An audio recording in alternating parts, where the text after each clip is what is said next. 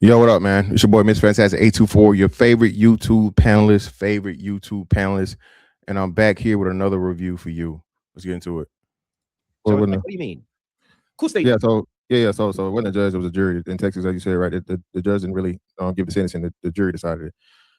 So let's start off here, man. First and foremost, shout out to everybody that's reviewing the debate.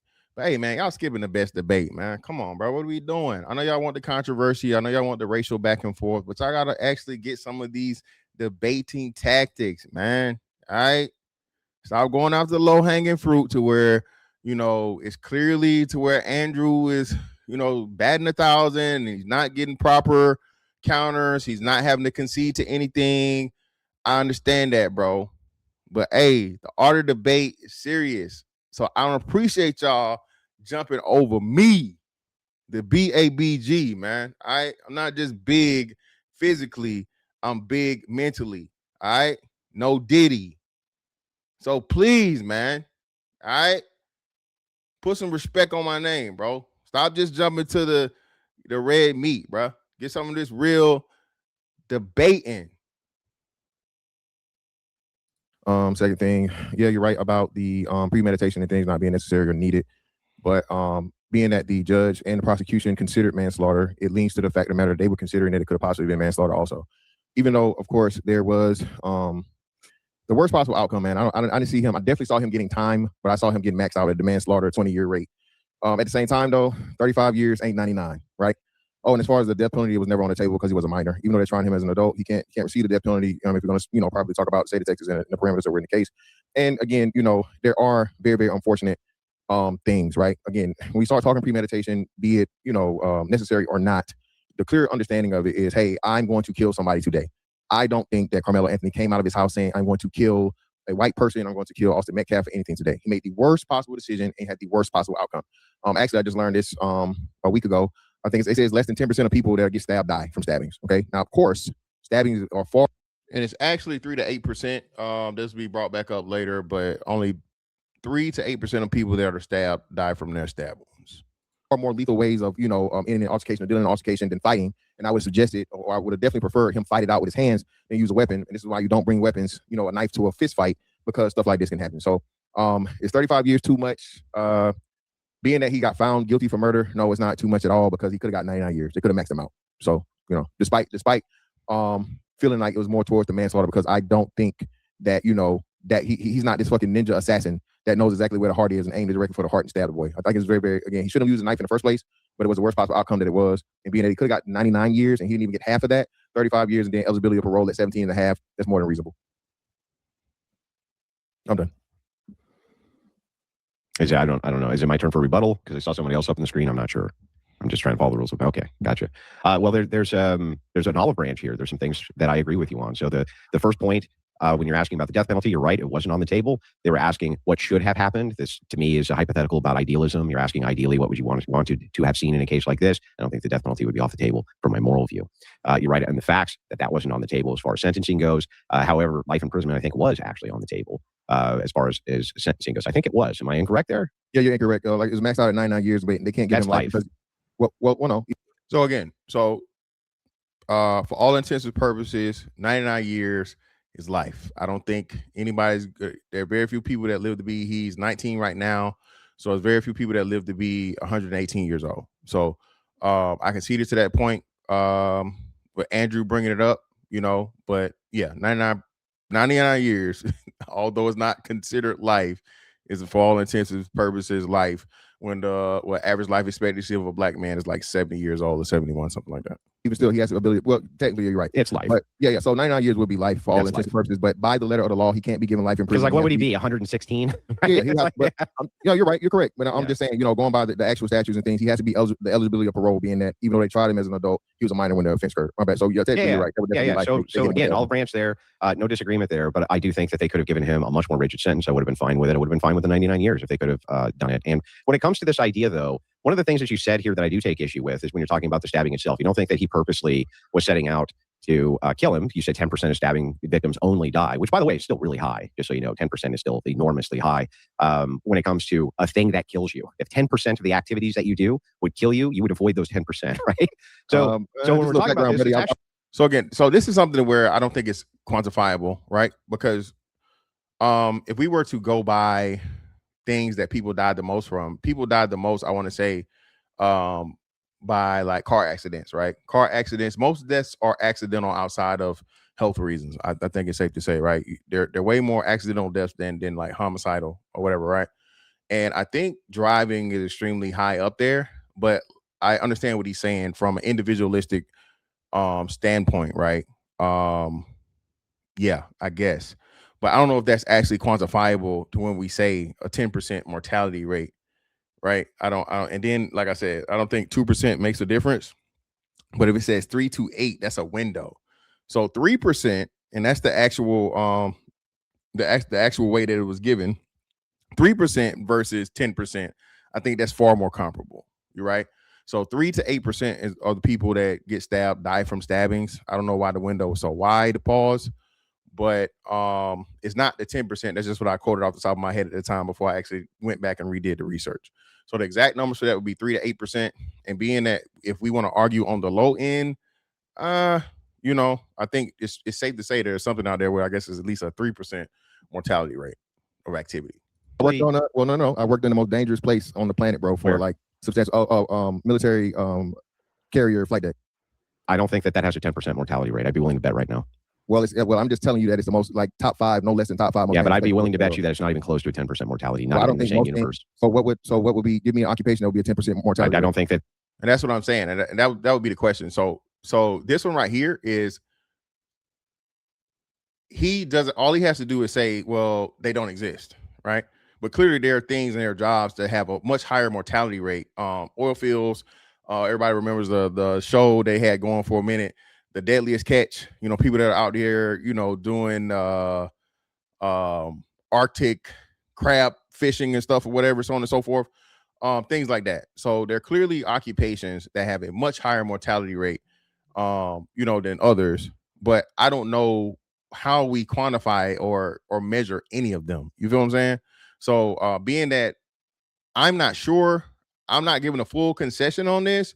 But to his point and to the understanding of where I don't think people, you know, die 10% of the time, you know, doing this job, that's a fair argument. But again, like I said, I didn't have the full numbers, 3 to 8%. If we go from 3%, I would argue this much harder. There are many occupations that would, which is why I'm saying that if it has a 10% mortality rate, you'd avoid it like the plague because the chance of it killing you are so outrageously high. So you try to minimize by saying it's 10%, but that's actually really high. If I were to give you 10 jelly beans and say one of these will kill you, would you pick and eat one? No, right? That's still astronomical odds when you think about it. So that's the first thing that I'll take issue with. The second is when you say, well, he didn't intend to kill him, then why did he aim for the chest? Why not go for the leg? Why not go for the arm? Why not go for those things? Why would you stab in the chest? The chest is the area that you would normally go to if you wanted to kill somebody. That's not the area that you would go to if you didn't. Slashing an arm, going for the leg, going for the arms, things like this, going for the neck or chest, that looks like something that has the intent for a killing blow, from my opinion and from my view.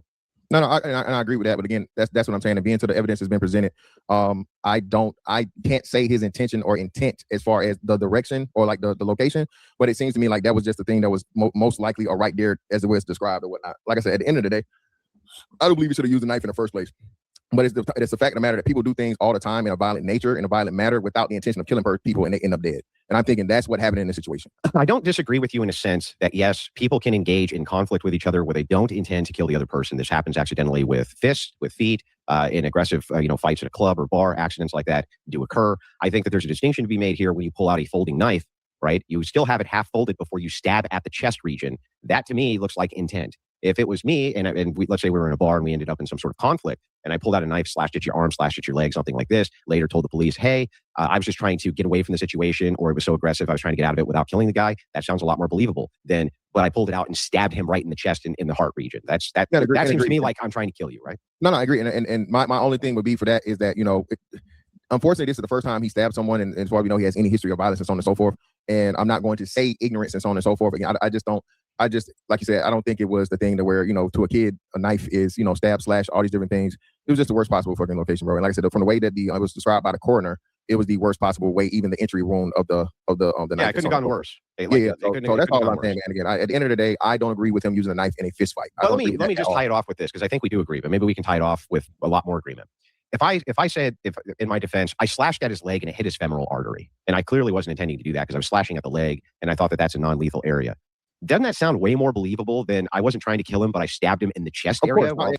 And again, man, this is the thing to where we get into where, okay, the things that's planned or the things that, and the words, right? So premeditated is a huge thing. And what people were misunderstanding or improperly putting upon the case, and this is why the word kept getting brought up, because so many states require premeditation for first degree murder. People were inserting premeditation in this when it's not required by Texas Penal Code. Premeditation is not something required for first degree murder in Texas. But being that, you know, everybody watches Law and Order, everybody watched Matlock back in the day and all these lawyer shows and so on and so forth, movies, Time to Kill, all these different things, premeditation is not something that's required or necessary, right? Again, premeditated is I wake up this morning, I got a problem with such and such, I'm going to kill him for all intents and purposes. Okay. Now it becomes a little bit more ambiguous when it says, hey, I got something in his bag, you don't know what it is, and now I have the option to use what I have in this bag against you. That could also be read as premeditation. But then at the same time, that's in the heat of the moment in conflict, and it was not something that was decided way beforehand. You see? So that's why I'm saying it's a lot of ambiguity in these things when we say premeditation. And that's a much bigger argument and debate to be had, because how do you define premeditation? How do you look at it? Are we looking at it as, hey, I'm leaving out of my house today, I'm going to catch a body or a hat, as the kids call it nowadays, right? All right, I'm about to get my OJ on. You know what I'm saying? Or in that split second moment, as to where I have a weapon available to me and I feel like I'm going to use it to inflict fucking harm upon somebody else, it's in that instance to use a weapon you already have premeditation. So that's why I say these debates and conversations can get extremely complex if and when we delve into the full breadth of the topic at hand, right? Because there's so many different definitions, understandings, public perceptions when it comes to certain things. And I agree. The biggest thing, and that's the biggest thing, and I think that's what gave him what it was: the injury, the positioning of the injury, and all the things and so on and so forth. When you hear the coroner say he pretty much died instantaneously, there was no way for him to even be resuscitated if they wanted to. I think that's what got him the level of what he got. Yeah. You know? And again, and that's what it was in this situation. You have 12 individuals in an affluent neighborhood, right? County, excuse me, that aren't used to this type of crime. Okay. They're not used to people, especially children, being killed by other children. So when you put this in front of the jury and the defense doesn't have anything to work with to even support a self-defense argument, these people are going to think murder, worst possible outcome. Because why did you have the knife? And even if you had the knife, why did you use it? And then why did you use it in a manner which took the life of another child? Okay. Coming to understand, possible, very, very premier college athlete, soon to be college athlete and whatnot, what have you. Someone that was someone in that community of note. So when those are the circumstances that you tell that jury from that community to consider, 35 years, like I said, it's like, bro, they could have hit him with a 40 piece, they could have hit him with a 50 piece, they could have hit him with a 60 piece, 75 piece, or the 99 for all intents and purposes. And being that, again, what he did matched up with Texas Penal Code for murder, 35 years, although I thought they would have went the 20-year route of manslaughter, hey, it makes sense because it could have been worse. I think we have more agreement than we don't, honestly. Yeah. Test, please. And I'm trying to find the other part. I'll come back in a little second. Calling me done with that video. Here I go again. Give me a second. There we go. Here we go. Place where you're going to take a weapon unless it's the case that you think there's going to be some type of trouble. Generally speaking, that's what the association is going to be. So he was violating the law under multiple terms. The situations were not analogous at all, not to mention the fact that he was there for a sporting event. I was brought up on stage to make arguments aggressively, which is what people often invite me on their panels and on their shows to do, like you did for this one. Sure. So, hey, fantastic. Who got on who face? What? Huh? Who got on who? Also, Metcalf got in Carmelo's face. That's what I was going to ask you about. You Well, hey, fantastic. Is this so? Anthony was you. Anthony was you. Yeah, that's what I'm saying. He would. Anthony was you. He was you. So yes. That's what I was going to ask. So that's what I was going to ask too. So even though did I jump up and call everybody a bunch of pussies? Say everybody here is a bunch. No. We're not going to do that. No. 1 second. Let's not use the semantic shit. He only jumped up because a 6'2", 200 and something pounds got in his face. First rule of a man: if somebody gets on your face and he's confrontational, you have to jump up and stand up. You're not going to be seated there waiting for somebody to clock you. What is jumping up? No, please 1 second, friends. What is jumping up, Andrew? Why are you mentioning that? What is jumping up? Do you remember how I didn't jump up? No, you remain seated. Mm-hmm. Because he didn't come to your fight. Because I was de-escalating. Hey, let me have it. So again, Andrew, this is what I'm saying too, right? So let's say this plays out the way that it played out, to where Wes, who isn't that bigger than you unless you're like a midget. Wes, I just looked it up. I already knew he was a little fella from just looking at him and understanding. Okay, he might be a little wide. He's 5'8", bro. No, 5'8". How tall are you? That's not true. It is true. He's 5'8". I hate when this happens, bro. It's not true. It's not true. If you don't know and you hadn't did anything, Jesus Christ, bro. Hold on. Literally just wait. That's actually just not. I just don't believe. Yeah. So as I was saying, man, I hate when someone does this and when they say you have the duty to prove what you're saying or whatnot, what have you, right? From the burden of proof standpoint. Well, how are you going to say you don't believe me and I'm telling you that I looked something up, but you don't have to do anything to other than say I don't believe you? I told you again, bro. It's Google. Most things are Googleable, bro. I don't have to give you a www, HTML motherfucking address to prove to you exactly what I'm talking about is true. If you have no idea, or in this case, Andrew is doing this to defend his point because I was there and I seen him. So to me, he's a much bigger guy than me. Mind you, again, Andrew is frail, apparently. Okay, I don't believe Andrew to be 6 feet either. He's probably 5'11". Okay, probably 5'10" and 7/8, because most people that say 6 feet are not 6 feet. Okay, especially not 6 feet with shoes on. I'll probably bet money on it. I'll be willing to lose $100 on Andrew Wilson not being 6 feet tall without shoes. Okay, the whole pickle jar thing, I'm never going to forget it. I don't know any man over 6 feet tall, okay, that's not a sufferer of cancer or some type of debilitating muscle injury that can't open a jar of pickles, Andrew. Okay, we're not gonna let you make the 6-footers look bad, sir. Okay, that pickle jar whooped your ass in real time.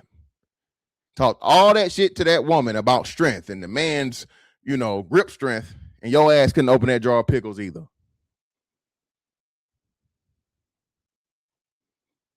I need you to motherfucking take them shoes off and get tape measured. I don't believe you. I don't know no man that's 6 feet tall that can't open no damn pickle jar. Ali, 1 second, Ali. Wes Watson is... I'm giving it back to Fantastic. No, Ali. Wes Watson is officially 5'8". Both on. Yes, 130 pounds. I knew we're like 6 feet tall, and I said he's a small guy. He's small, wide, and loud. What is your source? What is your source for this official document? I just Googled it. The dude has been interviewed I don't know how many times in documentaries and prison stuff and so on and so forth, but I'm pretty sure we were to pull up his Okay, then tell me the source for the Google. Okay, well, I don't know, bro. Just Google. You don't know, so I'm just supposed to take your fucking word for it, huh? Again, listen, Andrew, let's not do this, brother. Let's do this. I want to know. And again, the filibuster intact it, right? So let's hold on. That's irrelevant, bro. It don't even matter, right? It doesn't matter, right? At the end of the day, you're acting like fucking West, whatever his name is, right? Is Larry Wheels, or like he's Thor Gustafson or whatever his name is, right? Like you're acting like this dude is just this gigantic man when okay, he's got a couple of roid muscles, but he's clearly a short guy. Short guy, loud, temper, all these different things. But again, I guess different men of different sizes and stature understand and see, I guess size pause in different ways. Okay. I can tell when a person is big, even let's say 5'8". You have to be extremely, like on some bodybuilder status to be a super huge guy at 5'8", right? I want to know the specifics. I'm going to ask you this. After you answer my question, you can ask one. What is your source? I've already answered it. How tall are you? How tall are you? What is your source? Google. I'm 6 foot. What is your source? Okay, so that's even worse. If you're 6 foot, that means you're bigger than him. No, that would mean I'm taller than him, not bigger than him. Taller, bigger, whatever. That means your size would be more comparable. A 5'8" man versus a 6 foot man is comparable, bro. Prove he's 5'8". I'm working on it. I'm working on it. Don't worry for this. You're all going to work on it together to try to prove this? No, he's not together. He got to prove it too, though. So what's your source, Andrew? No, you too, Andrew. Since he got to prove it, you got to prove it too, though. You got to bring your source. It's not my fucking claim. Why would I have to prove it? No, you claim that you say someone. No, you say. And honestly, no. Even though he's not saying it, Andrew's premise is I seen him in real life, so he's not that small. So actually, he's making a claim too. He's just going off of me because I gave a definitive measurement. So again, this is another tactic that Andrew often does for people that don't understand debate tactics, as to where he will not make a definitive claim, but will then, go off of something that you made definitively. Right? I seen him in person. He's bigger. He's bigger than me. Well, if you're saying he's bigger than you, right? And most people, when they include bigger, they're talking about height, especially we're talking about a disparity of 4 inches, 5'8" to 6 feet. That's substantial, bro. A 5'8" man standing to a 6 foot man. And the guy has muscles, but again, he's not bodybuilder status. Again, Andrew, especially without the beard, gives off the Joker, right? The Joaquin Phoenix Joker. But I don't think you're that frail, bro. I'm looking at your hand and forearm in here. It looks comparable. You don't look like you're, had around a chemotherapy or anything, dog. So you're not as frail or as small as you're claiming to be, especially if you're saying that you're 6 feet tall. You're slender. You're a slimmer guy. You don't have any muscle mass whatsoever. But just because you don't have a whole bunch of muscle mass, again, you have to be extremely, extremely slim and thin for a 6 foot man to a 5'8" man to not be somewhat comparable. Now you claim that he wasn't short. He wasn't 5'8". Yes. He wasn't this. Exactly. And shout out to Fatty and shout out to for Ali to doing it, because you're saying he's not 5'8" because you saw him in real person in real life. Yes, I'll prove that he's bigger. Him in person, and he was not that much shorter than I am. Okay. Also, he is shorter than you. He was I think he comes up to about here. All right, and if you're 6 feet tall, that's a 4-inch difference, bro. That's like 5'10", 5'11". Again, bro, if you listen, most people's forehead, that's why they call it a forehead. Like your forehead is supposed to be like your 4 fingers. Now, each finger, of course, isn't like an inch wide, but for the most part, from your eyebrows up to the top of your skull, for most people, that's going to be another 3 to 4 inches, bro. Okay, most people. 5'10", 5'11". I don't know if you can do math, but that's like 2 inches. That's 2 inches, bro. Andrew, do us a favor. Yeah. You're stopping at your hairline. Stop at the top of your skull. Your hairline and your skull are not the same thing. No. 1 second, friends. Yeah, so I went and Googled real quick, and there's like a video literally talking about Wes Watson and another dude. And the dude clearly, like the first thing he said in the video is, "Oh, 6 foot, I can look over you." So we clearly below 6 foot. This might be nobody made the claim he wasn't below 6 foot. In fact, that's my claim. No, he's not 6 foot. No, that's what you do. For example, when Donald Trump says I'm 6'3", you compared him with other people that say they are 6'3", 6'4", proof. This is not. It's not proof. Okay, you got it. Let's meet in the middle so we don't get lost in the middle. Yeah, go ahead. Let's meet in the middle, right? Let's meet in the middle. Okay. Most people wouldn't see this man being way much bigger than you for you to be able to be that intimidated by a man that you're taller than by, let's say, what do you want to say, 3 inches, 2 inches? If you want to say that? Probably 2 inches, yeah. 2 inches. All right. So no one sees Wes Walker or whatever his fucking name is, and you being this huge disparity in size where you're at a disadvantage. You are out of your fucking mind. If you think people didn't, I'm not. I'm just a man that understands size. Okay. I understand size from a basketball metric, from a sports metric, from a just regular everyday walk around metric. I am a man that understands the size of other men, because that's one of the things that most men compare themselves into always saying how big I am. So being that I'm a bigger man, big for me has a much more reasonable, you know what I'm saying? Or I'll say fair or even definition than say a man that's let's say 5'5". If you're the shorter you are, the smaller you are, the bigger everybody else is in comparison. Now do it in the inverse. To Shaq, everybody's small, right? But once you get into like the official tall range of 6'3", 6'4", right? It's like the perfect in the middle to where you're tall, but you're not, as they say, like grotesquely or like giantism tall, right? So in most rooms where I step in the room, I'm going to be, if not the tallest person, one of the tallest people in the room, and I'm going to be able to look over everybody else's head. And I'm a pretty good judge of height. Again, the Wes Walker situation or whatever, I've seen this dude because he's going viral being disrespectful and loud and so on and so forth. And I also seen him comparable to the women that he was with. So, bro, I know unless these women are not 6 feet tall, right? And these women are taller than him or just as tall as he is in heels when they got heels on. So that in itself, I'm using all of this life experiences and understanding, door frames and different things and so on and so forth to make my comparison of what it is. But that was my measurement. And again, that was just me off the top of my head before I even Googled it. Watch that video and see the distinction in size, muscle mass, everything else, and think But that you don't guy see the wasn't distinction between way Austin and fucking bigger Carmelo? than me. Well, again, man, maybe we got different eyes because I'm a real big person in real life. So he's small You to gotta me. be kidding me. You a What does that have to do with anything? He's You a small to You're me. not making a comparison of him and you. Well, no, You're I'm making a comparison of what me. most men. So what? I'm telling you, I'm just giving you my perspective. I don't think most men looked at that thing, and I mean, now I didn't see it when you guys did it live, but shortly after you guys did it, I was like, okay, this dude is like, he's a roid head, but he's not really big. He's not big for real. He's not like Larry Wheels. And he's look, big for his size. I'm guessing in comparison to you, I'm also probably not very big. Yeah, very but small. we're not making a comparison of me to you. We're making a comparison of understand it. me I'm to saying Wes most Watson. men, I'm saying looking at you, There's no human being on planet Earth who's going to look at the disparity, size difference between me and Wes Watson and think in any fucking world that guy's not way fucking bigger than I So am. how the fuck you doing that with Austin and fucking Carmelo I then? never claimed How are you able to do that? When did so I either way ever it goes. claim that he So either wasn't way it goes. bigger? What are So you either way it talking goes, though. about? So let's move forward. So Just either way it making goes. shit up. Just And again, man, this is why I hate when people jump in, bro. Come on, bro. Again, decorum is very, very important, but somebody else jumping in, especially for someone like Andrew Wilson, bro. If you sidetrack and you jump in and you know what I'm saying, you ad lib, it just muddies things up more and it gives them more of an out. Okay. I'm trying to get to the point of where we make and take the situation that Andrew Wilson had with Wes Walker, to where Wes Walker threatened to slap him or so on and so forth. Andrew informed him that he was armed in Florida, and then pretty much, you put your hands on me, I'm gonna send your ass to Uncle Charles. Okay, which he would have been right to do and within his rights.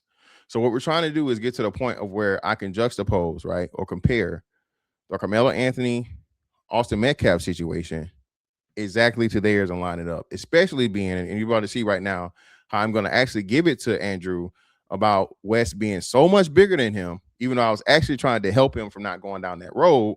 But, to help you just get to the point and make my point overall. I got you. So either way it goes, it still supports the roles that we've said. You accepted yourself to be Carmelo, right? You're making him out to be Austin Metcalf. You claimed and you said, and I was actually trying to give you bail or give you out in this, but being that you want to just staunchly stick to it and say he's so much bigger than you, this literally lines up the same way. So to where you have this. That's not in dispute. That's not the point. Right. That I'm just walking it down so everybody understands that we both agree now, right? And it's not about a dispute. So that people that are watching, how many tens of thousands of people you got watching, and the whole audience understands we're on the same page, right? And we're moving on from there. That's not what the argument is about. I'm not saying this. He's not listening. Again, not making an argument. I am making it clear to the audience that we have come to an agreement of where we're going to be placing our arguments from. We've come to a common ground saying that, hey, you think Wes is bigger than you. Okay. Now we're going to juxtapose it with the Austin Metcalf being bigger than Carmelo Anthony situation, as to where you would be in the role of Carmelo and Wes will be in the role of Austin. Argument. I say we just level setting that everybody. And what is the relevancy of it if it's not part of the argument?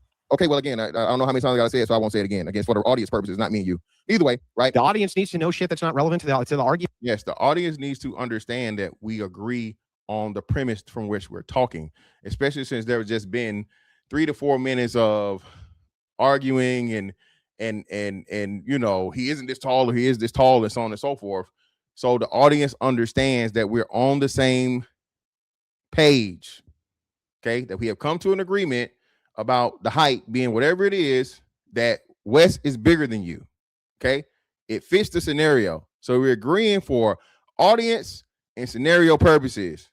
Andrew.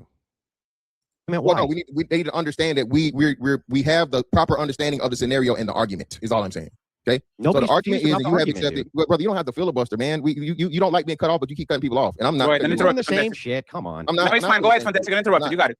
Yeah. So as I was saying, so this literally lines up the same way, and this is why Fatty pulled it up, because you did the same thing that people are mad at Carmelo for doing in essence, right? So regardless of what I say, I can talk shit all day, right? I can call you all kinds of pussies. I can call you all kinds of whatever.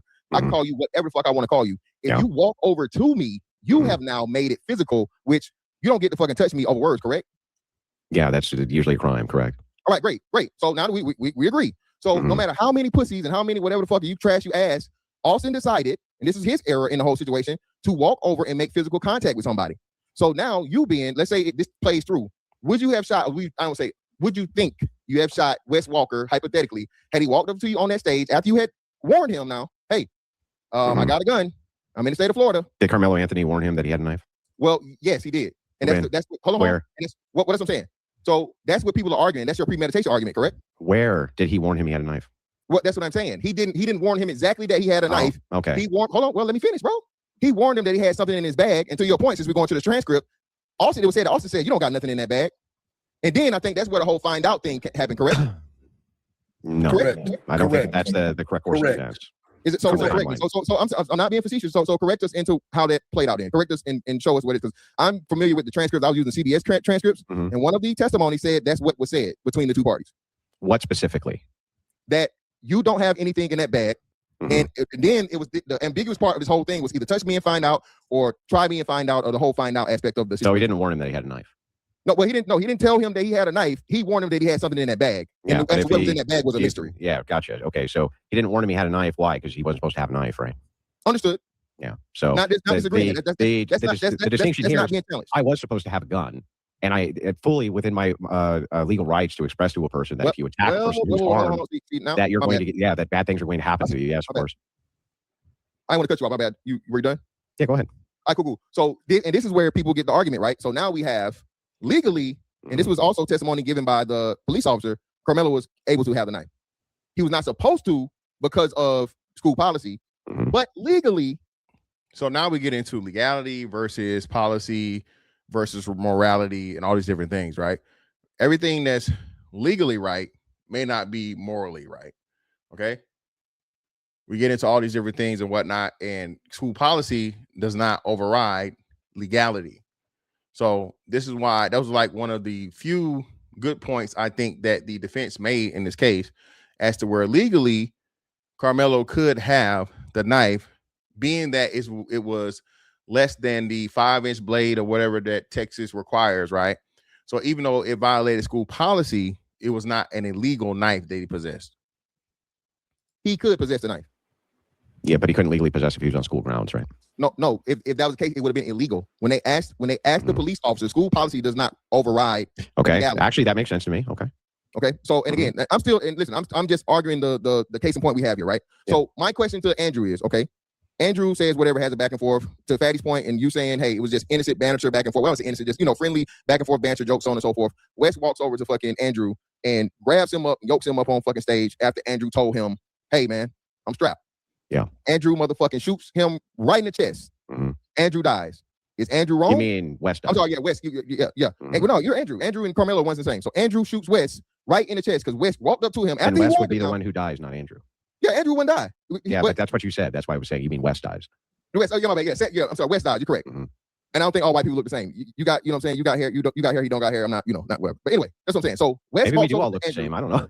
Wes walks over to Andrew, yokes Andrew up on live fucking television after he said, hey man, listen, I got this. And what does Andrew do from that point? If Andrew shoots Wes in the chest and kills him, is Andrew justified? Yeah. Yeah, okay. Now when you say he's yoked up though, what does that mean? That he came over and he shoved me in the shoulder and I pulled out my gun and shot him, or does that mean he actually attacked me? And that's another thing, Andrew, that's another thing. And again, this was another point of ambiguity, right? So another point of ambiguity was the type of push that it was. out of all of these students who were witnesses, some said it was a light push, some said it was a hard push. Somebody even said it was a lineman's push, right? Meaning he grabbed him and, you know, pushed him up versus just pushing him, you know, on the shoulders with open hands. So many different things. And that's why I'm just bringing this to light according to the testimony was given. For all of intents and purposes, none of the video surveillance revealed the actual physical altercation between the two. And there was no video footage from any of the students from, like, you know, cell phone footage or any of these different things either. So the best we could get were the different, you know, verbal recountances of what happened, right? That's I won't say a discrepancy or ambiguous, because some people said it was a push. Some people say it was a lineman push as to where he grabbed him and, you know, pushed him at the same time. So that's what I'm saying. Either way I go, let's just go with a seriously aggressive push, right? Let's say he seriously aggressively pushes. Yeah, you I think on the if I had shot him just because he shoved me on the shoulder, I don't think that I would have gotten away with that. I think that would not have been justified under the law. And we would agree there. And like I said, that's more so where we would agree to, where even and that's what people don't understand about stand your ground defenses, right? I don't think anybody's going to think that your life was threatened and you instantly shoot somebody from a push. Right. So that's why I'm trying to walk this down and get to the point of whatever. Had he wailed on you? Yeah, yes, if he had wailed on me, and started doing something like that, and I shot him, then it would have been fine. Yeah, but even and that's why I wanted to walk this down the way we're doing it. Because I live in Florida, and I don't know if people remember a case that happened. Well, that has much better. But by the way, Florida, I think, has better stand your ground laws than Texas. Oh yeah, way better than Texas. Yeah. So that's a. So when you're saying better, right? I didn't get it clarified here. It was just in a moment of the thing, but Texas has extremely well property laws and things, right? I don't know if you guys remember this. It was a very, very tragic situation to where there was a custody exchange between a father and a stepfather, whatnot, what have you. I want to say 2 to 3 years ago. The biological father, came on the man's property, got into a physical altercation with the man on his property. The man went in the house, got his gun, came back out. The dad tried to accost him with the gun. He shot that man on camera with a shotgun, bro. Killed him in front of the kid and everybody. I don't think they even pressed charges. They didn't press charges because, again, it was within the property, right? So when it comes to that, man, Texas is real heavy on the property thing. You know, everybody understands that, like, gun laws in Texas is extremely, you know, 2A positive. But at the same time, James Harden just got pulled, just got a ticket. I don't know if he got arrested. I think he got arrested for not having this gun in the holster and just on the seat in Texas. I think you get a little bit more liberty in Florida to where you may not need a gun in the holster, because I know for a fact I had my gun in my car, not in the glove box or not in the compartment or anything, and, you know, it was not in the holster, and I never received a ticket for that. So yeah. That's a whole different thing. Like, Texas, for instance, only recently got the constitutional carry, and it still has all sorts of caveats when it comes to stand your ground. Whereas in Florida is like, I mean, maybe in Florida, if you did just touch somebody, it could be. No, but maybe you can argue it, but I don't think that's the case there. No, that's the story I was trying to say, and I was trying to get rid of this, and I'm gonna land. We want somebody to come up. People think stand your ground is a very, very strong defense when it's really, really not. More people lose stand your ground cases than win them, and it's not. It's cut as dry. It's not people think stand your ground is a permission to kill a motherfucker if they touch you. They do. Yeah, just using your firearm usually is a losing proposition. Almost always. It's almost always a better idea to avoid all circumstances in which you will have to de-escalate them as quickly as possible. So I don't think that these situations are analogous. I'm not here to argue about whether or not self-defense is inappropriate or that people shouldn't be able to defend themselves. I'm a big believer that people should be able to defend themselves. Big believer that people should be able to carry guns. Right? It's not the knife itself, even. I wouldn't even say is an issue. If you say legally they're allowed to carry it because it's a 2-inch folding knife or something like this, fine, that's fair enough too. But that really doesn't have any merits to do with the case of escalation followed by stabbing in the chest region. And I think that when does escalation start? Hang on. I think hang on, dude. I'm almost done, and then you can go. I'm almost done. I got you, Tez. Don't worry about it. I got you. Go ahead, yeah. So I mean, ultimately, when we walked it through, it sounds like you and I agree more than we disagree. Ultimately. Let me just show these before we go. And the ladies, I'll have a different question for y'all because we need to move to the second part of this. Okay. Just to make sure it was booked and he's 5'8". Okay. Wes Watson was booked. Somebody said the police, so we went and find out. Thank you very much to the Untouchable Empire. I appreciate y'all. The homework, and he's 5'8". Yeah, man. So, and Wes Watson is 5'8" tall. Hey, at the end of the day, man, again, bro, please, people, appreciate good debate. Okay, don't just go for the thing where one person is clearly being outclassed, and, you know, of course, you have racial tensions and so on and so forth. The red meat, bro. You know, listen to No, people that make good arguments, man. That's what debate is about. But anyway, hey, Miss Fantastic 824 on all social media platforms, man. Like, comment, share, subscribe, and hype the video. That's that on that one. I'll catch you on the next one. Holla, we out.